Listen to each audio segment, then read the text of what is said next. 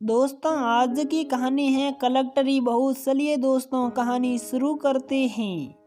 गांव के ठीक 20 स्थित शंकर भगवान के मंदिर के बगल में एक बड़ा सा बरगद का पेड़ और वही पास में राम नारायण का 5 कमरों वाला एक मंजिला मकान है। अपनी पत्नी, 2 पुत्र और एक छोटी बेटी के साथ आनंद पूर्वक जी रहा है। राम नारायण 6 साल पहले ही उसका बड़ा बेटा सुरेश मैट्रिक का एग्जाम देने के बाद कमाने के लिए मुंबई चला गया था। वहां से हर महीने 1-2 हजार भेज देता, जिससे राम नारायण अपने घर का खर्चा चलाता और अपनी खेती से अनाज भी उपजा लेता। दिन कट रहे थे। छोटा बेटा नरेश भी पास के बाजार वाले हाई स्कूल में पढ़ने लगा है। वह भी इस बार मैट्रिक की परीक्षा देगा। राम नारायण आंगन में बिछी चारपाई पर बैठा सोच रहा है।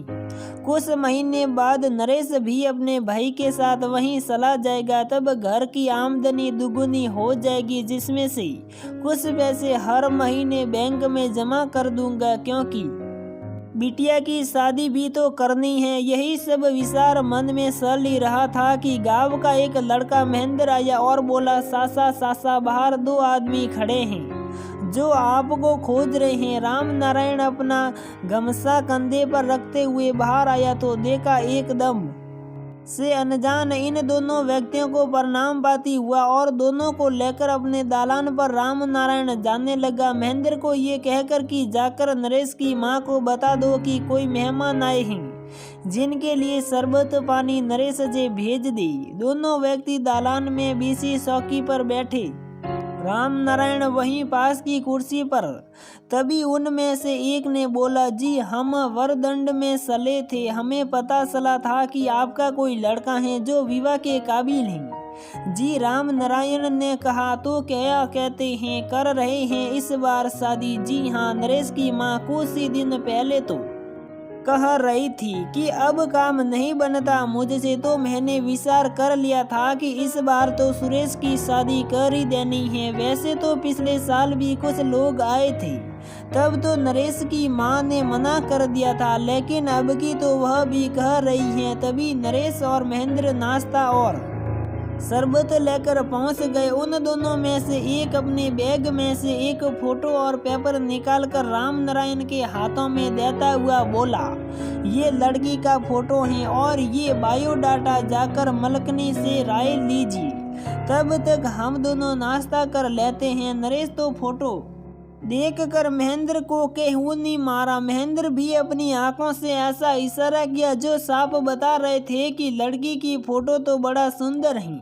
राम नारायण फोटो और बायोडाटा लिए हुए घर आया। अजी नरेश की माँ, देखिए ना, सुरेश बा के लिए रिश्ता आया है, यही लड़की है। फोटो दिखाते हुए राम नारायण बोल रहा था, ये उसका बायोडाटा है, लड़की बीए पास है। अजी ये तो बड़ी सुंदर लड़की है, पूरे गांव ऐसी बहू नहीं है। अभी तक चेहरे पर मुस्कान लिए बोली जा रही थी नरेश की माँ, लेकिन क्या मैट्रिक पास मेरे लड़के से बीए की हुई लड़की से शादी करेंगे? शायद उन्हें पता नहीं होगा, उन्हें सब पता है। वे तो सुरेश के बारे में सब कुछ जानते हैं। वे तो कह रहे थे कि पैसे वाला घर नहीं, मेरी बेटी को इज्जत और खुशी वाला घर चाहिए। जो आपके बारे में पता चला, मैं तो अपनी बिटिया से भी पूछ लिया हूँ, वह भी ऐसा ही घर चाहती है। राम नारायण ने अपनी पत्नी को बताया, मुझे तो ये लड़की अच्छी लग रही है, फोटो से ही इसके संस्कार झलक रहे हैं, लेकिन एक बार सुरेश से भी पूछ लीजिएगा। हालांकि वह तो कहता है, माँ जिसे तुम पसंद करेगी वही आपकी बहू बनेगी।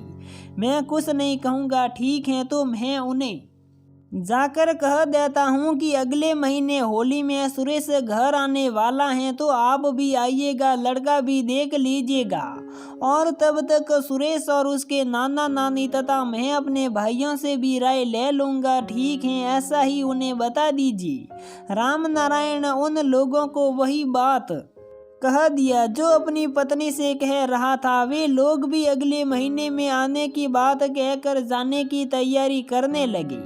राम नारायण कह रहा था, तब तक आप भी खूब पता कर लीजिएगा, क्योंकि ये बेटी के जीवन का सवाल होता है। अगर कोई गलती हो गई तो जीवन भर उन पापों से मैं मुक्त नहीं हो पाऊंगा। राम नारायण जी, मुझे सब पता है। मैं अपनी बिटिया के राय से ही आपके घर आया हूँ। और हाँ देखिए, प्राथमिकता हमें ही दीजिएगा। दोनों ने हाथ जोड़े ऐसा निवेदन किया। 1 महीने बाद होली आई। सुरेश भी घर आया और उसकी शादी का दिन तय हो गया। बड़े धूमधाम के साथ शादी संपन्न हो गई। सबके मुंह से अपनी बहू की तारीफ सुन सुरेश की मां फूले नहीं समाती। शादी में जब बहू आई थी तो 4 दिन ही रही थी, लेकिन इन्हीं 4 दिनों में वह अपने से मिलने वाले सभी लोगों का दिल जीत लिया था। यहाँ तक कि गांव के लड़के लड़कियां या महिलाएं जो भी उसे देखने आए सबसे खुलकर बातें की, सम्मान किया और फिर आने की बात कहकर उन्हें विदा की। तो सबके सब उस बहुरिया के कायल हो गए। जब वह अपने मायके चली गई तब कुछ दिनों तक तो सबको लग रहा था जैसे गांव से कुछ गायब हो गया था। बहू अपने देवर को ये समझा गई थी कि रिजल्ट के बाद कॉलेज में नाम जरूर लिखवा लेना, और हाँ जब मैं आऊंगी तभी कहीं जाना। 1 साल बाद राम नारायण की बहू गौना करा के जब ससुराल आई तब गांव में एक अजब से माहौल उपस्थित हो गया है। क्या बच्चे, बूढ़े, नौजवान, महिलाएं सब के सब उसी के चर्चा में लीन रहने लगी। वह अपने ससुराल में भी घूंघट नहीं काटती हैं, ये बात चर्चा का विषय बनी हुई थी। उन महिलाओं के बीच जो अब 60 के पार पहुंच चुकी थी। फूलश्री मामा तो कहती थी बेटा कुंवारे रह जाए, लेकिन ऐसन बहुरिया न उतारे। बाप रे, इतना निर्जल, भला कोई बहू बिना घूंघट के बाहर निकले तो नाके न कट जाए हैं। ऐसी बातें सुनकर उसकी सासू माँ एक बार बोली भी थी, घूंघट क्यों नहीं काटती बहू, लोग कितनी निंदा करते हैं। माँ जी, आज नहीं तो 5 साल बाद ही घूंघट से बाहर तो आना ही पड़ता है। आप तथा और भी महिलाएं क्या घूंघट से बाहर नहीं आई? और हाँ, क्या मैं आपकी बेटी समान नहीं हूँ? क्या बेटियां अपने ही घर में घूंघट काटती हैं? भला मैं घूंघट तो काट लूंगी माँ, पर घुटन भी मेरी बढ़ जाएगी। और क्या आप इसे पसंद करेंगे कि मेरी बेटी मेरे ही घर में घुटन महसूस करे? नहीं ना। बहू के द्वारा ऐसा कहे जाने के बाद से सासू माँ फिर से नहीं कह सकी थी, क्योंकि वह जानती थी कि लोगों का तो काम कहना। अब भला उनके कहने पर बहू को परेशान करना भी कहाँ उचित है। और बहू भी तो ठीक ही कहती हैं, 5 साल बाद तो घूंघट से बाहर आना ही पड़ेगा। मैं तो काटती थी घूंघट, लेकिन कहा गया वह घर की जिम्मेवारियां आई तो घूंघट से बाहर निकलना ही पड़ा। नौजवान सब उसकी सुंदरता और बेवाकपन के कायल थे, तो बुजुर्ग सब राम नारायण के इस भोलेपन पर कि हम लोगों से पूछा भी नहीं, तो देखो कैसे खानदान की बहू आ गई।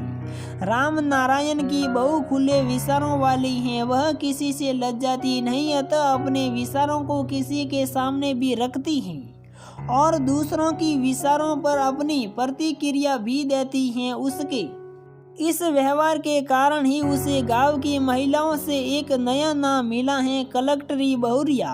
सब लोग अब इसी नाम से उसे जानते हैं। गांव के नौजवानों को एक ऐसी भौजाई मिल गई थी जो सामने से खुलकर मजाक भी करती थी और वास्तव में अपना देवर समझती थी। बाकी तो सब कहने की भौजाई थी। बहू बीए पास हैं, सब बातों को अच्छी तरह समझती हैं, इसलिए उन औरतों को भी जो अक्सर इसकी शिकायत करती थी उसे भी बड़े मान सम्मान के साथ सासी दादी के संबोधन ही नहीं करती, बल्कि उसे अपना ही सासी दादी समझती थी। उसके आते ही घर में रौनक आ गई थी। राम नारायण बहू नहीं बल्कि दूसरा बेटा ही घर लाया था। कहाँ क्या होना चाहिए, सबका ख्याल बहू को ही रहता। यहाँ तक कि घर में कौन सा सम्मान आएगा, कितना आएगा, उसका क्या काम होगा, सबका लेखा जोखा बहू के पास ही होता। कुछ साल के बाद ही उसके ऊपर लगी निर्जता का कलंक मिटकर सुगड़ बहुरिया का गौरव मिला। जब भी कोई बड़ा आदमी सामने से नजर आ जाए तो बगैर प्रणाम किए नहीं रहती, वह जानती थी प्रणाम के महत्व को। अब लोग बड़े खुश रहने लगे थे ऐसी बहुरिया को पाकर। अपनी बुद्धि और संस्कार का ऐसा परिचय बहुरिया ने दिया कि लोग राजनीति से लेकर आध्यात्मिक समस्याओं के समाधान के लिए भी राम नारायण की बहू को ही याद करने लगे। बलभद्र सासा तो एक बार अपनी काबिलियत दिखाने और उसके ज्ञान की परीक्षा लेने के उद्देश्य से ही पूछ दिए थे, अच्छा बहू ई तो बताओ कि रामचरित मानस की वह कौन सी चौपाई है जिसमें मैं पवर्ग नहीं आता। जितने भी लोग वहां थे, जिनको जितनी चौपाइयाँ याद थी, सबके सब मन में दुहार आने लगे, लेकिन कोई ऐसी चौपाई नहीं थी जिसमें पवर्ग नहीं था। सब यही सोच रहे थे, भला अब की लड़की को ये थोड़े मालूम होगा, इसे क्या पता रामचरित मानस क्या है। लेकिन अगले ही पल उसने जो उत्तर दी, सबके सब आश्चर्यचकित रह गए। उसने बताई, तात सुता तानिया ये सोई धनुष यज्ञ जही कारण होई, इसमें पवर्ग नहीं है। अब तो बूढ़े लोग भी उसके ज्ञान और कर्म का डिंडोरा पीटने लगे। कहते हैं कि अच्छे आचरण सभी दुर्गुणों को मार देती हैं। अतः घर में सास ससुर देवर ननद और पति का तो दुलारी तो बनी हुई ही थी। अपने सद्गुणों के कारण गांव की बेटियों के लिए तो वह आदर्श बन गई थी। गांव की कोई बेटी ऐसी नहीं थी जो उसकी ननद न हो। सब उसके साथ ननद की तरह रहती तथा बहू भी उन सभी के सरल स्वभाव का आदर करती। इन्हीं आदर का परिणाम था कि लाख भीड़ होने के बाद भी राम नारायण की बहू का सारा काम बड़ी जल्दी हो जाता, क्योंकि सभी लड़कियां भी उसके काम में हाथ बटाती थी। राम नारायण के आंगन में सदा खुशियों का माहौल रहता था। इसी स्वतंत्रता पूर्वक हंसती खिलखिलाती बेटियां सिर्फ उसके घर ही दिखती थी, बाकी जगह तो अनुशासन के घेरे पड़ी ही रहती थी। सबको जायज नाजायज का पाठ पढ़ाती राम नारायण की बहू और अपने कैरियर के लिए भी सचेत और मार्गदर्शन करती रहती थी। सिपाही के अलावा क्लर्क भी जिस गांव में नहीं था, राम नारायण की बहू की प्रेरणा से 50 ऑफिसर हो गए। उस गांव में 5वीं तक की उच्चतम शिक्षा पाने वाली बेटियां कॉलेजों में अपना परचम लहराने लगी। फूलश्री मामा की पोती संजली, जो नीत ही अपनी दादी और माँ की कोप भाजन बनती थी, अब प्रशंसा का पात्र हो गई, क्योंकि वह भी अपनी दादी से नजरें बसाकर कुछ देर राम नारायण की बहू के सत्संग में रह लेती। लाख सिखाने के बाद भी वह अपनी दादी से गीत की 4 लाइन नहीं सीख पाई थी, परंतु आज तो वह अपने ससुरे भाई की शादी में अपनी गीतों से सबको मोहित कर ली थी। हाँ, अपनी दादी को भी। दादी को लगता था जब मैं मर जाऊंगी तो इस गांव से गीतों की परंपरा ही उठ जाएगी, लेकिन जब अपनी ही पोती के साथ अन्य लड़कियों को भी गाती हुई सुनी तो उन्हें अपने कानों पर भरोसा नहीं हुआ। सनसली को पास बुलाकर पूछने लगी, कहाँ सीख ले रहे तू ये सब गीत? सनसली राम नारायण की बहू का नाम अपनी दादी के सामने लेती हुई डर रही थी कि तभी वहां उसका छोटा भाई आ गया और कहने लगा, न जान ही दादी वो कलेक्टरी भौजी भीर जा न हुई दीदी। अरे ता वो कलेक्टरी सोड़ी के भी गीत आब हुई। दादी आंखें फाड़कर पूछ रही थी। हाँ दादी, सब कुछ जान थी। कलेक्टरी भौजी आश्चर्य से मुंह खुला रह गया। फूलश्री मामा का वह अभी इसी क्षण राम नारायण की बहू से माफी मांग आना चाहती थी, पर उम्र का लिहाज उसे रोका। वह सनसली को बता दी कि हो सके तो बहू से कह देना कि दादी बेकार में ही आपके बारे में गलत सोचती थी।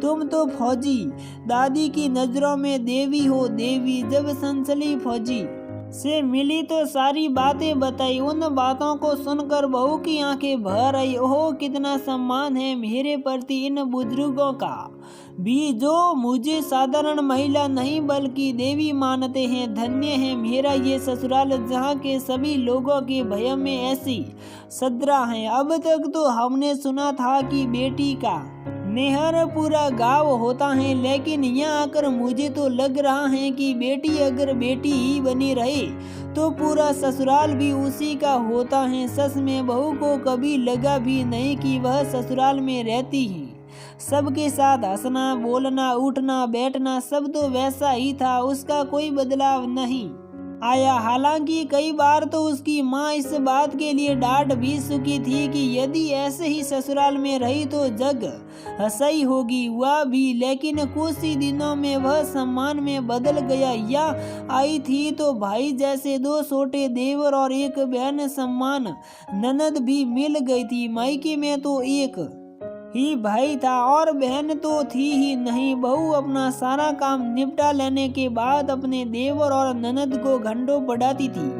यहाँ तक कि जब नरेश अपनी भाभी के कहने पर ही बैंक पीओ का अप्लाई किया था, तब उसे एग्जाम पास होने के गुरु और मैथ रीजनिंग का ऐसा पाठ पढ़ाया था।